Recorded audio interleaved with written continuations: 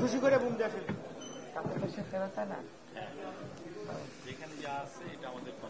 শফিক বসেন, আমরা শুরু করে দিই।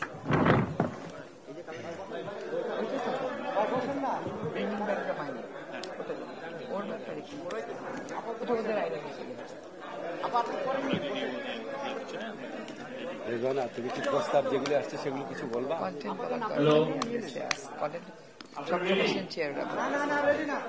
আর এটা আমরা তো ওয়েব পেজে দিব পরে, জনসমক্ষে প্রকাশ করা হবে, ওটা একটু বলে শুরু করে দিই।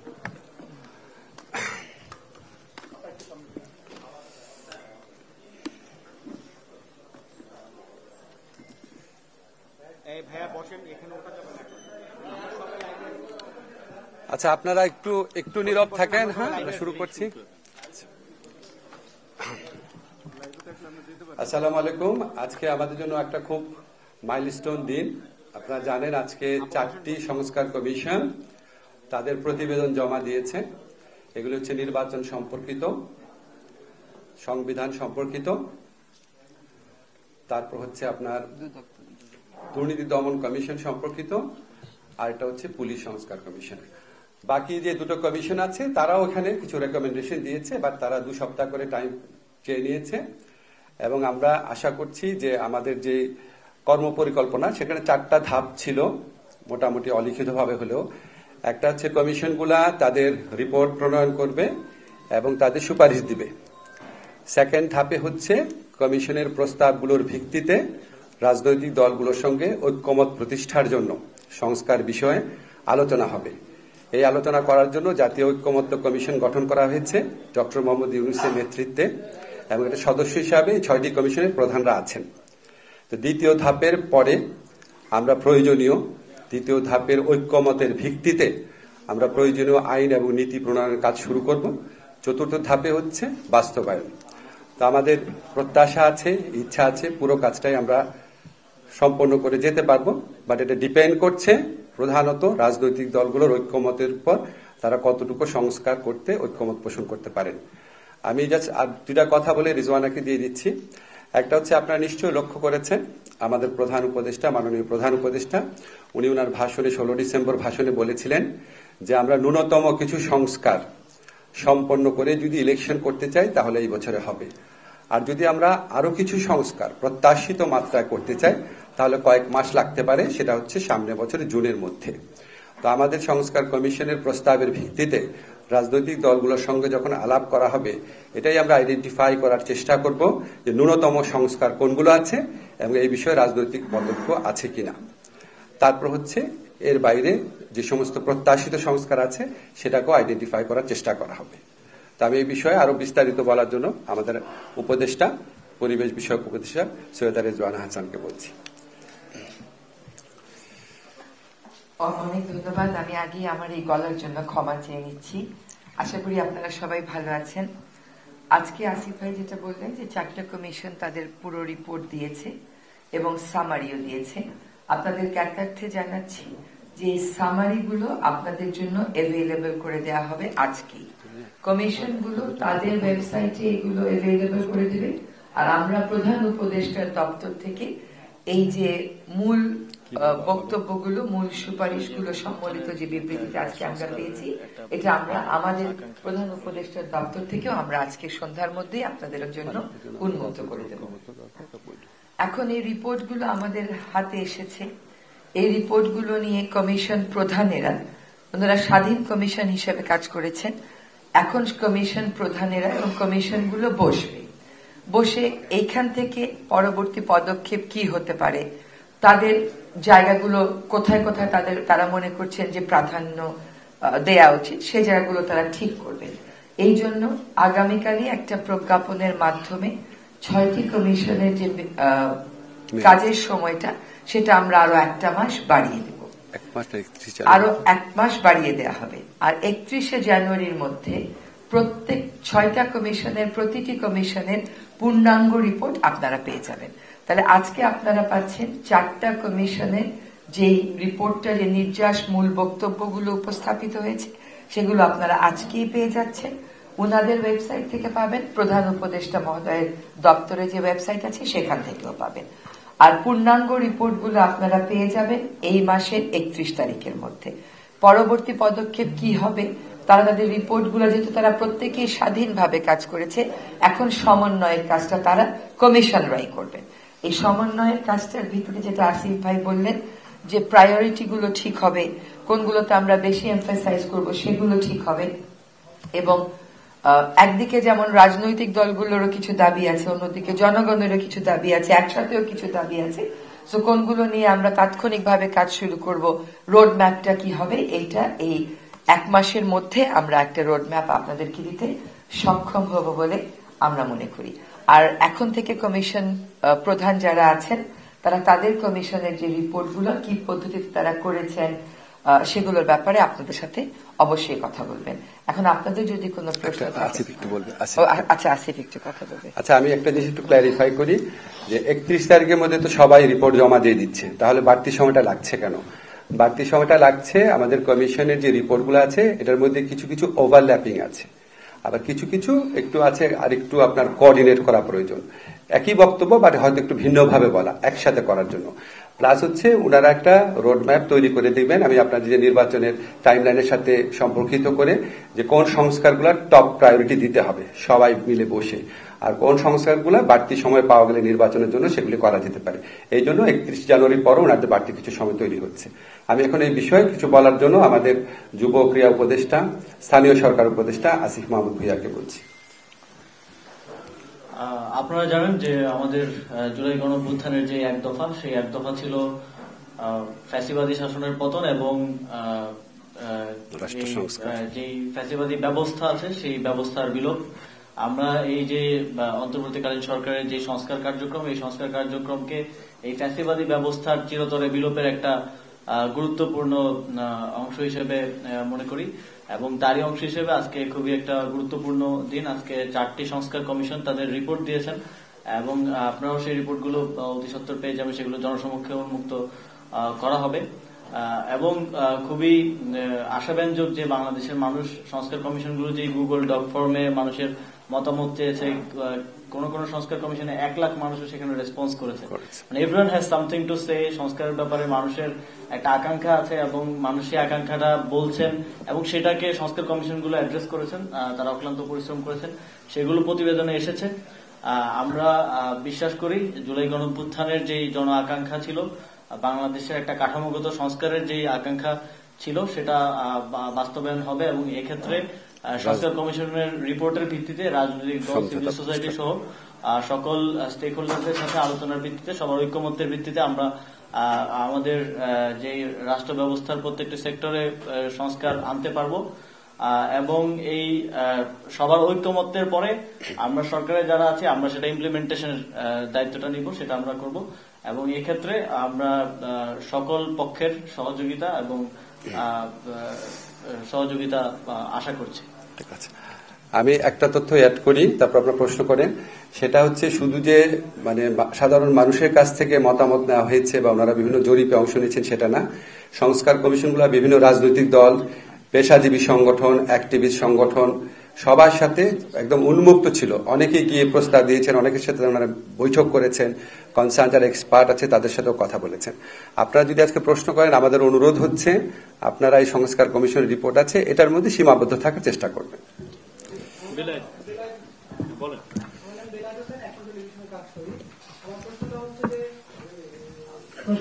প্রশ্নটা হচ্ছে যে বিএনপি জুন জুলাইয়ের মধ্যে নির্বাচন চেয়েছে, আপনারা যদি ন্যূনতম সংস্কারও করেন সেটা এই সময়ের মধ্যে সম্ভব কিনা। আরেকটা বিষয় হচ্ছে যে নির্বাচনের আগে কি শুধু সংস্কার কার্যক্রমটাই প্রাধান্য পাবে, জুলাই গণহত্যার বিচারের যে দাবি ছিল সেটা কতটুকু প্রাধান্য পাবে? আচ্ছা, বিএনপির রাজনৈতিক দাবি নিয়ে আমি এখানে কথা বলতে চাই না, এগুলো তো আমাদের সংস্কার কমিশন যখন আলাপ করবে সেটা ঠিক হবে। আপনি যেটা বিচারের কথা বলেছেন, আমি জানি এটা নিয়ে সমাজে অনেক প্রশ্ন আছে যে আমাদের বিচার কি হচ্ছে নাকি। আপনাদের নিশ্চিতভাবে বলতে চাই বিচারের কার্যক্রম অত্যন্ত সাবলীলভাবে চলছে। আমরা বিচারের ক্ষেত্রে মূলত গুরুত্ব দিচ্ছি ইন্টারন্যাশনাল ক্রাইম ট্রাইব্যুনালের উপর, বিকজ এই ক্রাইম ট্রাইব্যুনালের যে বিচারটা আছে এখানে রাষ্ট্রপক্ষের ইনভলভমেন্টটা বেশি, ফলে আমরা এটাকে খুব বেশি গুরুত্ব দিয়ে দেখছি এবং আমাদের যেই গতিতে এই মামলার তদন্ত কাজ এগোচ্ছে, সম্ভবত আপনারা আশা করছি মার্চ থেকে শুনানি শুরু হয়েছে এটা দেখতে পারবেন এবং আমাদের আশা আছে, এগেইন এটা বিচারালয়ের বিষয়, আমাদের আশা আছে, আমাদের বিশ্বাস আছে, আমরা যে গতিতে এগোচ্ছি ইনশাআল্লাহ সামনে নির্বাচনের আগে আমরা অন্তত ট্রায়াল কোর্টে বিচার কাজ সম্পন্ন করতে পারবো। এখানে কারো কোনো রকম গাফলতি নাই, এটা সুযোগ নাই। আপনাদের কাছে আমাদের প্রতিজ্ঞা, কমিটমেন্ট, অবশ্যই বাংলাদেশে যে নির্মম, যে আপনার অমানবিক গণহত্যা সংগঠিত হয়েছে, অবশ্যই আমাদের সরকার এটার বিচার করবে। কামরান কামরান দিচ্ছে। ধন্যবাদ। আমি আমার নাম কামরান রেজা চৌধুরী, আমি আমেরিকান প্রতিষ্ঠান। একটা কোশ্চেন, হ্যাঁ, তো সেটি হচ্ছে যে আপনারা আজকে যে প্রেস কনফারেন্স করেছেন এবং এর মধ্যে 4টা কমিশনের মধ্যে উল্লেখযোগ্য যে কমিশন সবচেয়ে বেশি আলোচিত সেটি হচ্ছে কনস্টিটিউশন রিফর্ম কমিশন। কিন্তু আমরা এই প্রেস কনফারেন্সে এসেছি, কিন্তু অ্যাকচুয়ালি আমরা জানি না যে কমিশন কি ধরনের রিকমেন্ডেশন গুলো দিয়েছে, যেটা ভিত্তিতে আমরা প্রশ্ন করব। তো এখন প্রশ্নটা হচ্ছে, যদি আপনারা সুনির্দিষ্টভাবে আগে থেকে না বলেন, আমাদের পক্ষে একটু পরে তো জানতে পারবে। আদৌ প্রশ্ন করা সম্ভব কিনা কনস্ট্রাকটিভ ইস্যু। দ্বিতীয়ত হচ্ছে আরেকটা প্রশ্ন হচ্ছে, এই যে আমি যেটা বললাম যে আপনারা, আসিফ সাহেব বলেছেন যেটি, সে আপনারা এগুলো বাস্তবায়ন করে যাবেন, রিফর্ম গুলো আপনারা আশা করছেন বাস্তবায়ন করে যাবেন। তো আসলে এই যে কনস্টিটিউশন রিফর্ম বলুন, ইলেকশনের রিফর্ম বলুন, যা কিছুই বলুন, এগুলো একটা পলিটিক্যাল প্রসেসের বিষয়। সেই পলিটিক্যাল পার্টিগুলোর সঙ্গে ultimately that will go to the political process.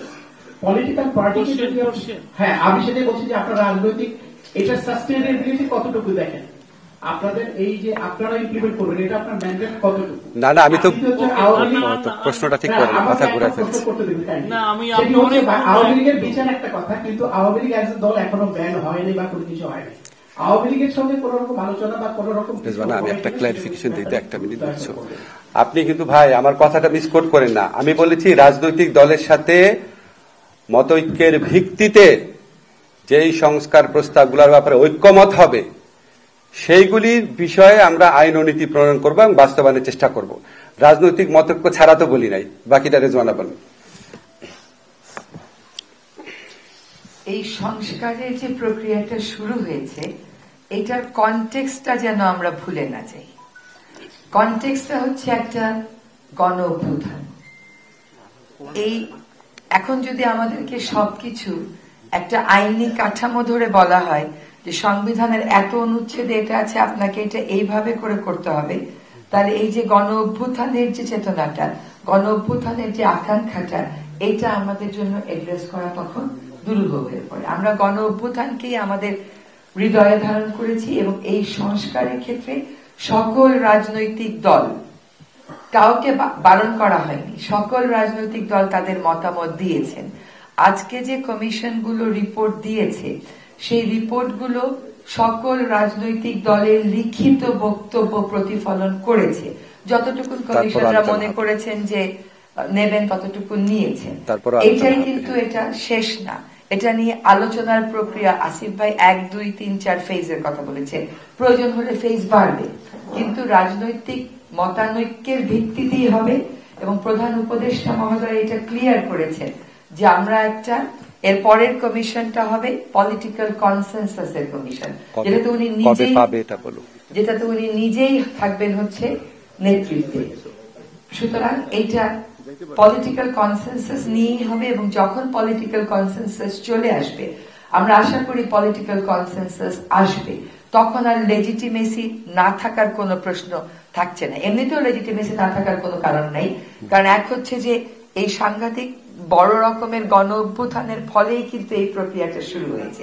তারপরে রাজনৈতিক দলেরা সক্রিয়ভাবে লিখিত বক্তব্য দিয়েছেন, তো ম্যান্ডেট আছে বলেই তারা, প্রয়োজনীয়তা আছে বলেই তারা এই জিনিসগুলো দিয়েছেন। আরেকটা কথা হচ্ছে রাজনৈতিক দলের সাথে আলাপ। কোন রাজনৈতিক দলকে আমরা আপনাদেরকে আগেও বলেছি, বারবার বলছি যে আপনাদের প্রশ্ন কনস্ট্রাকটিভ ডিস্ট্রাকটিভের বিষয় না, আপনারা যে প্রশ্ন করবেন সেটাই কনস্ট্রাকটিভ। আমাদের এখানে একটা গ্রুপ আছে, হোয়াটসঅ্যাপ গ্রুপ, যেটা শফিক ভাই পরিচালনা করেন। সেখানে কিন্তু প্রত্যেক কমিশনের প্রধান যেই কথাগুলো বলেছেন সেগুলো অলরেডি রেকর্ডেড ফর্মে দিয়ে দেওয়া আছে। তারপরে আজকে সন্ধ্যার মধ্যে সামারিগুলো চলে যাবে আপনাদের কাছে। কন্টেন্টের বিষয়ে খুব ভালো হয় আপনারা সংস্কার কমিশনের প্রধানদেরকে যদি প্রশ্ন করেন, তার কারণ ওনারা আজকে ওনাদের রিকমেন্ডেশন গুলো বলতে পেরেছেন, কিন্তু রেশনাল গুলো তো আমাদেরকে বলতে পারেন নাই, সে সময়টা তো ছিল। আর হচ্ছে যে আমাদের পক্ষ থেকে বারবার বলা হয়েছে যে সরকারি পক্ষ থেকে বিচার হচ্ছে, কাউকে টার্গেট করে বিচার হচ্ছে না, একটা স্বচ্ছ প্রক্রিয়ার মাধ্যমে বিচার হচ্ছে। আপনারা ভিডিও দিচ্ছেন, আমরা ভিডিও জোগাড় করছি, দেখা যাচ্ছে এমন বিষয় ধরে বিচার হচ্ছে। কাজেই আমরা যেহেতু কোন রাজনৈতিক দলকে নিষিদ্ধ করিনি, রাজনীতিতে কোন দল কোন অবস্থানে কিভাবে থাকবে সেই সিদ্ধান্ত সেই রাজনৈতিক দল নেবে, এটা অন্তর্বর্তীকালীন সরকারের উপর নির্ভর করছে না। আমি একটু রাজনৈতিক দলের ব্যাপারে একটু ক্ল্যারিফাই করি আপনাদের। আমাদের রাজনৈতিক দল নিষিদ্ধ করার জন্য বাংলাদেশে বিভিন্ন আইন রয়েছে, আর যুদ্ধাপরাধের দায়ে কোনো দলকে শাস্তি দেওয়া যেটা সংবিধানে রয়েছে। তো আমরা করিনি বা আমরা করব না সেরকম কোনো কথা না, আমরা বিচারিক প্রক্রিয়ার দিকে তাকিয়ে আছি। সুষ্ঠুভাবে বিচার হওয়ার পর আমরা এই গণহত্যা, মানবতা বিরোধী অপরাধের সাথে দল সংশ্লিষ্টতার বিষয়ে আমরা যেই ধরনের রায় পাবো সেটার আলোকে বহু সিদ্ধান্ত গ্রহণ করার সময় এবং সুযোগ আমরা পাবো। সাবিয়া, জি,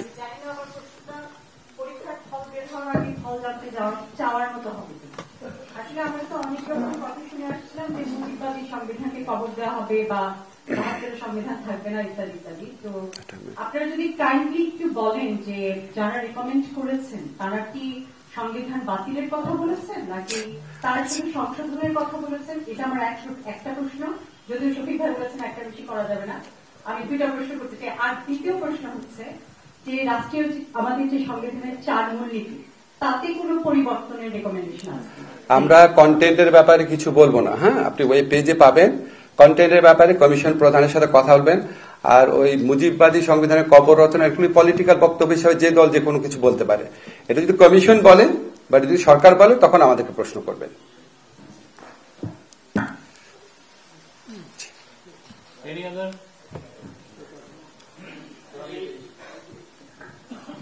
মহিউদ্দিন টেলিস্টারে কাজ করি। একটা উৎকট পলিটিক্যাল পার্টিগুলোর কনসেনসাসের উপর ভিত্তি করে পরবর্তী স্টেপটা আপনারা নেবেন, যেটা বলছেন আপনারা, এটা আগেও বলেছেন। সেই পলিটিক্যাল পার্টিগুলোর সাথে সংলাপ কিংবা ডায়ালগ প্রসেসটা কবে নাগাদ শুরু হতে পারে? আমার ধারণা যেহেতু কমিশন প্রধানেরা 1 মাস সময় চেয়ে নিয়েছেন, ওনারা নিজেরা বসে প্রাধান্যগুলো ঠিক করবেন। আমার ধারণা যে ফেব্রুয়ারির মাঝামাঝি সময় থেকে আনুষ্ঠানিকভাবে হয়তো এর আগেও হতে পারে যদি কাজ শেষ করতে পারে। আর যদি কাজ শেষ করতে পারে, পলিটিক্যাল পার্টিগুলোর সাথে কিন্তু এক ধরনের প্রক্রিয়া শুরু হয়েছে, তাই না? কারণ তারা তাদের লিখিত মতামত দিয়েছেন। তো কাজেই আলোচনাটা, আনুষ্ঠানিক আলোচনাটা আমার ধারণা কমিশন প্রধানরা যখন একটা পর্যায়ে চলে আসবেন ফেব্রুয়ারির মাঝামাঝি জায়গায় আনুষ্ঠানিকভাবে শুরু করে দেওয়া হবে। আমি একটা জিনিস অ্যাড করি, ওনারা যদি কাজ আগে শেষ করতে পারেন তাহলে হয়তো ফেব্রুয়ারি প্রথম সপ্তাহে শুরু হতে পারে। আমার নাম প্রান্তিরুল বেরাজ রিপন, আমি এখানে প্রতিনিধিত্ব করছি স্কাই নিউজ ইউকে থেকে। তো আমার প্রশ্নটা খুবই রিলেভেন্ট মনে হচ্ছে আজকের টপিকের সাথে। তারপর প্রশ্নটা হচ্ছে কি, আমাদের বাংলাদেশ সরকার কোনোভাবে, আপনারা তো জানেন কি যে গতকালকে রিজাইন দিয়েছেন, তো শেখ হাসিনা পরিবার এবং তার টিলিপ সিদ্দিকীর বিষয়ে কোন প্রকার আরো বেশি তদন্তের জন্য কোন প্রকার ইউকের অথরিটি বা পুলিশের সাথে যোগাযোগ? আমি একটু বলি এই বিষয়ে। তো আমাদের প্রধান উপদেষ্টা প্রেস সচিব তো অলরেডি কথা বলেছেন, আমরা ওনার কাছে দিচ্ছি, উনি ক্লিয়ারলি আপনাদের বলবেন। আমরা এই বিষয়ে তো কালকে একটা স্টেটমেন্ট দিয়েছি, এটার বাইরে আমাদের আসলে নতুন কিছু করে বলার নাই। ডিরেকশনটা তো সবাইকে দিয়েছি, আমরা কালকে রাতে দিয়েছি, আপনারা দেখেছেন, রাত 11টা 11:30টার দিকে দিয়েছি। আমরা কালকে রাতে আমাদের স্টেটমেন্টটা দিয়েছি, এর বাইরে কোনো বক্তব্য নাই। সরি, আপনারা ওইটা কাউকে দিয়ে পড়ায় নিয়ে, এটা পত্রিকা আসছে না, পত্রিকা আসছে না। আমার মনে হয় আজকে আমরা এখানে শেষ করতে পারি। কমিশন প্রধানরা কিন্তু আপনাদেরকে সাক্ষাৎকার দেবেন, সুতরাং ওখানে যে বাকি প্রশ্নগুলো করে নেবেন। ধন্যবাদ সকলকে। ঠিক আছে, ধন্যবাদ।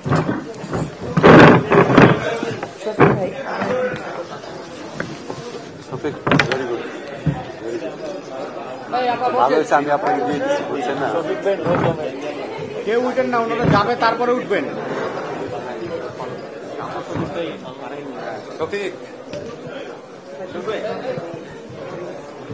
আপনাকে তো মিষ্টি খাওয়ানো আলোকান ওটা আপনার করে দিন করতে গেলেই একটা কিছু উল্টানো হয়ে যেত তারপরে এটা আমরা করবো কেন?